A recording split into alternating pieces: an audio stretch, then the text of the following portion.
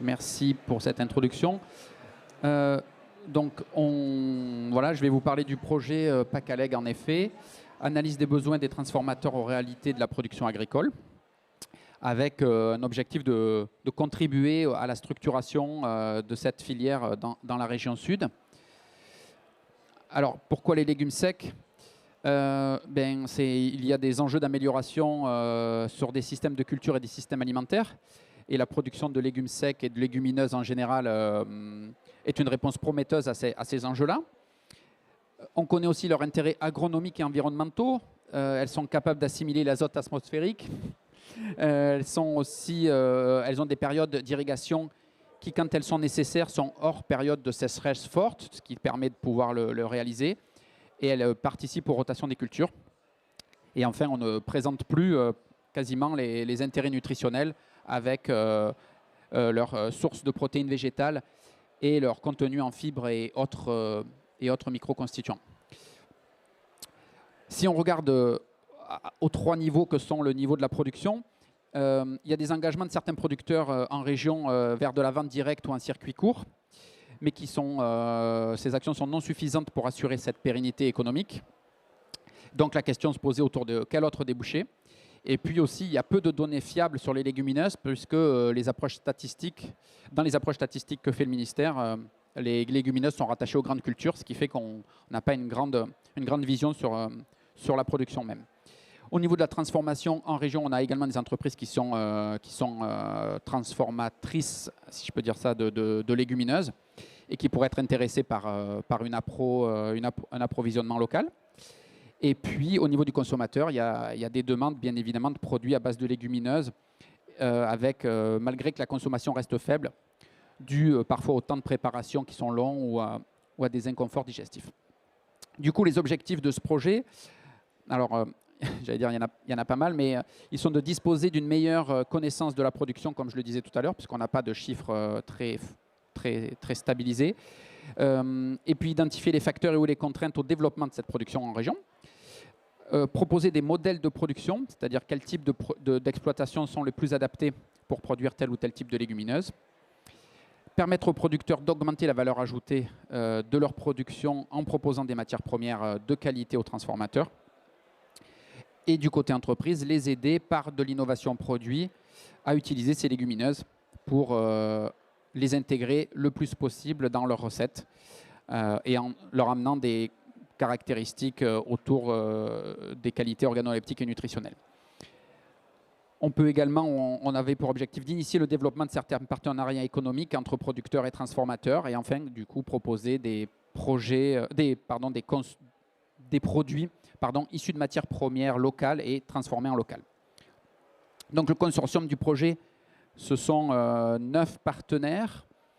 Donc il y a le CRIT PACA, l'ex-Marseille Université, une entreprise Christian Potier, le pôle Innovalliance avec son service Terra Senso, et puis la Chambre régionale d'agriculture ainsi que 3 chambres départementales, une coopérative d'Urantia et le CTCPA en tant que coordinateur du projet. C'est un projet qui a été financé par le FEADER et qui a démarré en 2019 et qui se finit en 2022, même si on est plutôt dans les actions de communication. Donc le plan d'action du projet, rapidement, l'action 1, c'était un état des lieux et des besoins, donc que ce soit en bio ou en conventionnel, on le verra juste après. De l'innovation produit et du transfert industriel, et enfin la valorisation et l'initiation de cette structuration de filière. Donc rapidement, en action 1, l'état des lieux, c'est fait sur 4 axes. Donc l'état des lieux du bassin de production, quel type de production, quelle quantité, quel volume, quelle surface. On a étudié aussi la consommation, c'est-à-dire qu'est-ce qui est consommé en légumineuses au niveau de la région. Une étude aussi des besoins au niveau des IAA locales. Et enfin, une étude marketing, c'est-à-dire quelle était l'offre alimentaire aujourd'hui en termes de légumineuses. Et donc, le livrable de l'action 1 était un document de synthèse qui reprend la totalité de ces bilans. Je fais un focus aujourd'hui que sur quelques chiffres de la production pour remettre un petit peu quelques idées. En PACA, c'est la quatrième région en surface pour le pois chiche.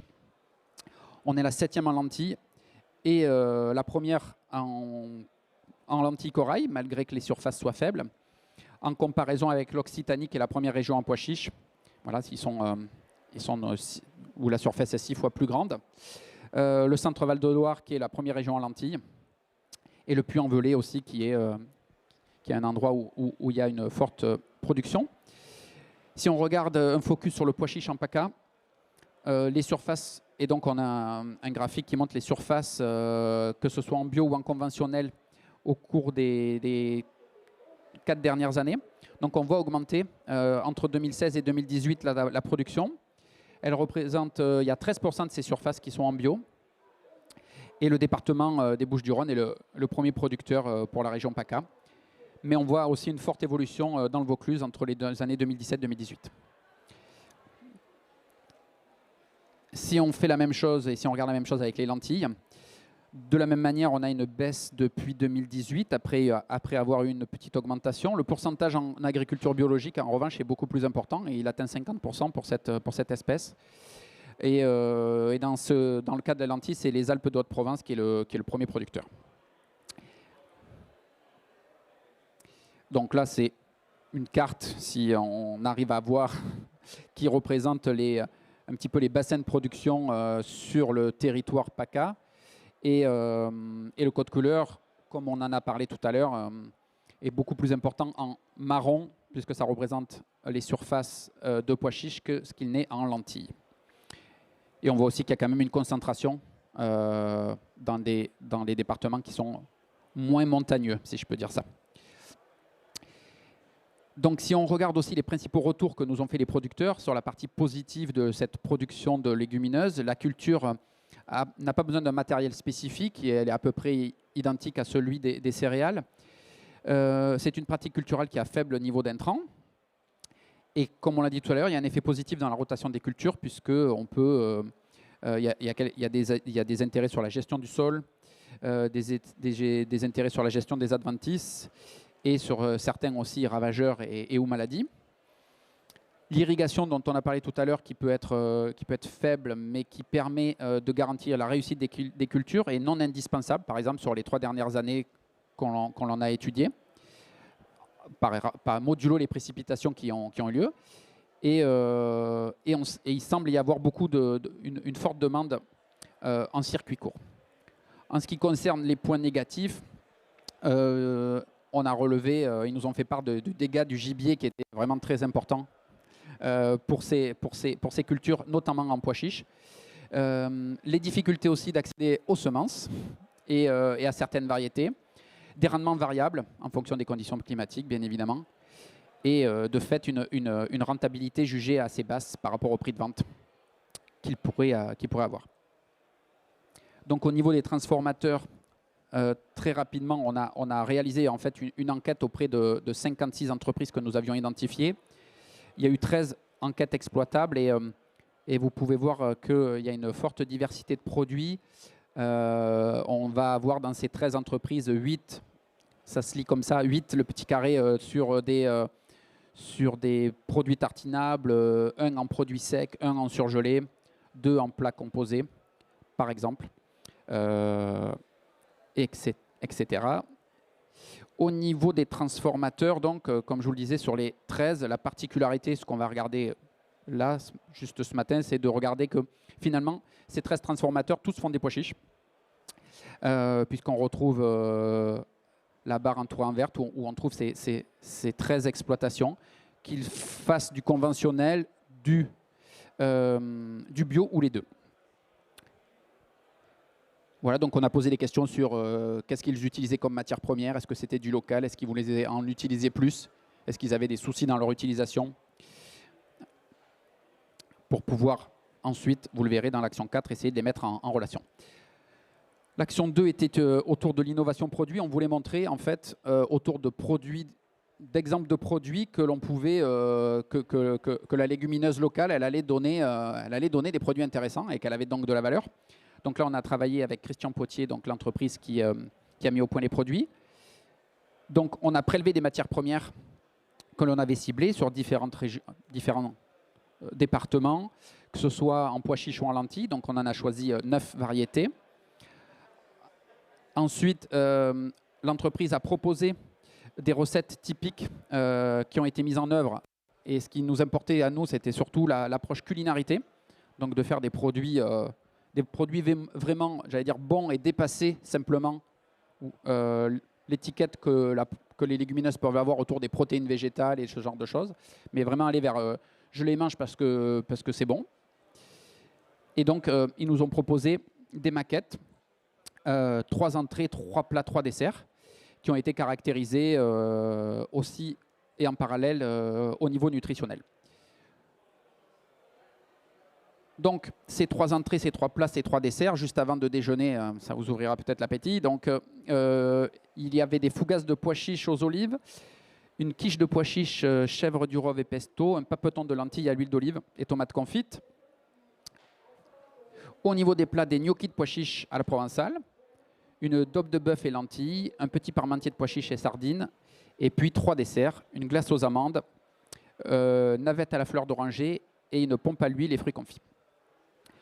Sur ces 9 recettes emblématiques de la région qui ont été donc revisitées pour le projet, l'objectif c'était de passer de ces produits culinaires, on va dire, à des produits industriels. Donc sur la base de ces 9 maquettes produits, on en a choisi certaines. On a sélectionné que 5 maquettes produits pour la suite. On a réalisé un scale-up industriel, c'est-à-dire qu'on a adapté la formule et ou la recette, et on a fait des essais sur différents procédés de conservation en lien avec l'emballage, et ce qui a permis d'aboutir à 5 produits finis qui seraient industriables et commercialisables et qui ont été caractérisés sensoriellement et nutritionnellement. Alors l'enjeu de l'adaptation des recettes, il est de mettre au point un procédé de stabilisation qui serait complètement adapté à la durée de vie du produit que l'on vise, puisque dans la partie culinaire, c'est une recette qu'on fait à la maison et qu'on conserve que quelques jours dans son réfrigérateur. Et donc il fallait lever certains verrous techniques ou technologiques que sont la résistance des produits au traitement thermique et dans ce cas-là, potentiellement de la reformulation. Donc les 5 produits maquettes, parfois, ils ont été déclinés en fonction de leur typologie de produit. Certains se conservent à température ambiante, certaines peuvent se conserver au froid. Donc, par exemple, c'est pour ça que vous allez en trouver plus que 5 maquettes produits. On a développé aussi différents procédés. Et si on regarde, par exemple, le gnocchi, on a essayé d'avoir une version apertisée et une version pasteurisée. Et si je fais un focus sur un produit à base de pois chiches, qui est le parmentier de sardines aux pois chiches, dans lequel Terra Senso a réalisé l'enquête auprès des consommateurs, on voit que quand même le produit est plutôt bien classé, à 66% d'intention de reconsommation et 63% d'intention d'achat, et avec des notes au niveau de l'originalité, adaptable pour toute la famille, avec une connotation sain et bon, et intéressant pour manger plus de pois chiches. Au niveau de la lentille, on s'est focalisé sur le papeton avec 2 versions. Une qui est une version pasteurisée dans son emballage définitif, c'est-à-dire c'est une tranche de papeton qui est déjà toute prête, operculée, et vous l'achetez au rayon frais et vous pouvez la consommer comme ça. Ou un kit de papeton de lentilles, c'est-à-dire un bocal qui est lui apertisé, stable à l'ambiance, mais que vous remettez en œuvre chez vous. Et donc il n'est pas complètement fini, et on propose aussi des ingrédients à rajouter, mais vous pouvez faire comme vous voulez. Donc on rajoute de la crème, des œufs, et on fait son papeton à la maison. Donc lui a été de la même manière validé par le consommateur, puisqu'on atteint des notes en appréciation globale de plus de 7, et avec des critères aspect, texture et goût qui vont dans le même sens. Et là, avec des intentions de reconsommation encore plus fortes, 82%, et d'achat 79%. Voilà, avec 80% d'originalité, 83% pour toute la famille. Voilà, c'est un produit qui a plutôt bien marché. Et on en arrive à l'action 4. Action 4 qui était donc la feuille de route un peu de structuration de filière, avec la définition d'une stratégie collective de filière et des actions, des exemples d'actions à mettre en œuvre. Donc ça, c'est un travail qui a été réalisé, entre autres, mais pas seulement, par Sabine Picard de la Chambre régionale d'agriculture. Et on a essayé de l'aider autant que faire se peut. Donc on a déjà commencé par, on va dire, identifier les acteurs dans différents collèges, si je peux dire ça. Donc des collèges au niveau R&D et expérimentation. Donc il y a des instituts techniques sur la région que sont Terrinovia Arvalis. On a aussi des conseils techniques autour de 3 organismes stockeurs, bien évidemment les chambres d'agriculture et la structure Agribios. Et puis sur de la création variétale, on a l'entreprise Top Semence qui va parler juste après, et Semences de Provence aussi, sur ces variétés pois chiches, lentilles et ou lentilles corail. Les acteurs de l'amont, ensuite, on trouve une segmentation autour de la producteur de semences. Donc on a Agréobtention, on a AB, Agrosemences, et puis on a... mais on peut préciser en revanche qu'il n'y a pas de contrat de production en région PACA, mais il y a des projets sur 2022. Il y avait des projets sur 2022. Sur les productions de lentilles et de pois chiches, on avait fait notre état des lieux, donc on sait qu'il y a 329 exploitations qui réalisent cette production, avec 2 grands types de profils, soit des coopératives négoces ou de la vente en direct. Les bassins de production, on les a vus tout à l'heure, ils n'ont pas changé, hein, 0,4, 0,5, 13, 83 et 84. Et sur la partie bio, il y a 96 agriculteurs qui étaient bio en 2017. Produisant pois chiches et lentilles. Et enfin, sur les organismes stockeurs ou collecteurs, eh bien pour le pois chiche, on retrouve la CPAL, Perret, Garcin, Artéris, Durantia. Et sur la partie lentilles, on retrouve uniquement Durantia et Artéris. Dernier acteur, Laval, avec de la pré-transformation d'un côté, donc tout ce qui est obtention de farine, de surgelé. La deuxième transformation, donc, autour de conserves, pâtés, tartinables, plats plus élaborés, et puis des distributeurs éventuellement locaux. Donc là, on a de la même manière identifié certains acteurs sur cette pré-transformation. Le moulin de Noé, certains agriculteurs qui également font des pré-transformations chez eux. Gieli, Local en Bocal, les moulins du Champ Vermeil, GMF et la SIACAM. Au niveau de la deuxième transformation, on a bien évidemment Christian Potier. On a des agriculteurs qui, pour certains, assurent également cette étape. On a Comessal, Fleur et puis différentes entreprises que je vais pas citer. Et puis sur le bio, on a Atelier Bio de Provence, Biovance. Là aussi, Local en Bocal qui réalise du bio et l'entreprise Tossola. Sur les distributeurs locaux, en termes d'acteurs, on peut cibler la restauration collective et commerciale, les GMS et les magasins spécialisés.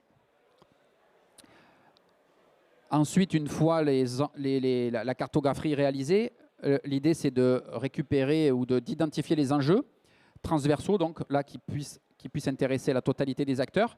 L'idée c'est de déterminer, l'objectif c'est la détermination d'une stratégie collective pour la mise en œuvre d'une filière, donc répondant aux valeurs du commerce équitable, avec aussi et peut-être des sujets autour de la mise en place d'une démarche de reconnaissance de la production et ou d'un signe officiel d'identification de qualité.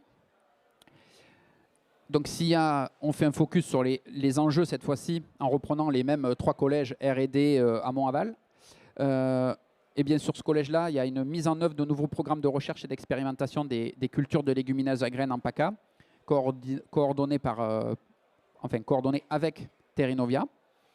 Et il y a un enjeu de renforcement du conseil technique aux agriculteurs. Sur les enjeux de l'amont, il y a un développement, il faudra aller vers un développement de contrats de semences locales, vers une installation aussi de chaînes de réception, de triage, de stockage et de conditionnement dédiés qu'on trouve quand même peu sur le territoire. Et enfin, la sécurisation et le développement des marchés aussi sur la durée, par une approche de contractualisation ou en tout cas de filière commerciale équitable. Enfin, pour les enjeux de l'aval, eh bien là, il leur faut une sécurisation des approvisionnements, hein, que ce soit en quantité et en qualité, puisqu'ils ont besoin d'avoir cette sécurisation pour pouvoir lancer une production. Et puis de la mise en œuvre aussi de projets de R&D autour de l'innovation de produits qui soient prêts à l'emploi et valorisables assez rapidement. Donc tout ce travail de détermination des acteurs et des enjeux nous a amené à réaliser 11 fiches actions, en tout cas d'identifier 11 actions prioritaires au travers de tous ces enjeux. La première, c'est structurer une filière de semences locales, mettre en œuvre une organisation régionale pour assurer un conseil technique aux agriculteurs, construire et mettre en œuvre un programme d'expérimentation en lien avec Terrinovia, donc sur la partie terrain d'études région Sud, conduire une étude de faisabilité pour installer de nouveaux outils dédiés au tri, au stockage et au conditionnement, définir qu'est-ce qu'une stratégie collective de filière, préciser les marchés ciblés et d'intérêt pour les productions régionales. Est-ce qu'on va vers des marchés nationaux, régionaux, spécialisés ou la GMS? Proposer des projets de R&D, qui soient entre entreprises des IAA autour des légumineuses. Accompagner la réflexion d'un ou des signes distinctifs de qualité. Organiser des journées d'information pour faciliter l'introduction des légumineuses en restauration collective. Organiser le même type de journée, mais au niveau de journée technique avec des cibles là plutôt agriculteurs. Et enfin, réaliser et mettre à jour différentes fiches techniques ou technico-économiques, là plus dédiées aux conseillers et aux agriculteurs. J'en ai fini, puisqu'on est au bout du projet. Et dans l'action 4, il y avait également donc, la partie valorisation communication qui est qu'on fait là actuellement. Et donc c'est pour ça que le projet n'est pas complètement fini. Je vous remercie. Merci beaucoup Stéphane. Est-ce qu'il y a des questions sur ce grand projet qui du coup n'est pas encore fini? Et appel des suites, on creusera un petit peu les enjeux amont dans la présentation suivante avec Top Semences.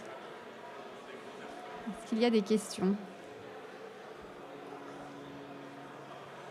Pas plus pour l'instant. Sur l'approvisionnement, la pois chiche, est-ce qu'il y a des soucis par rapport à la Russie, où j'ai l'impression qu'il y avait des... Enfin, j'ai entendu dire qu'il y avait le pois chiche venait aussi de ces régions-là et qu'il pouvait y avoir des soucis.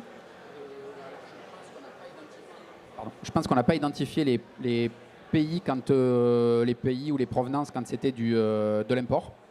Donc je ne peux pas répondre à la question est-ce que ça venait de Russie ou d'ailleurs. Est-ce que ça peut créer aussi de nouvelles opportunités sur le territoire pour le coup? Alors je crois que au moins pour lentilles, les gros producteurs, ça reste quand même la Chine et le Canada. Ça, donc l'import vient souvent de là. Sur le pois chiche, je ne saurais pas dire. Voilà. Canada, on me souffle Canada et Australie. Très bien.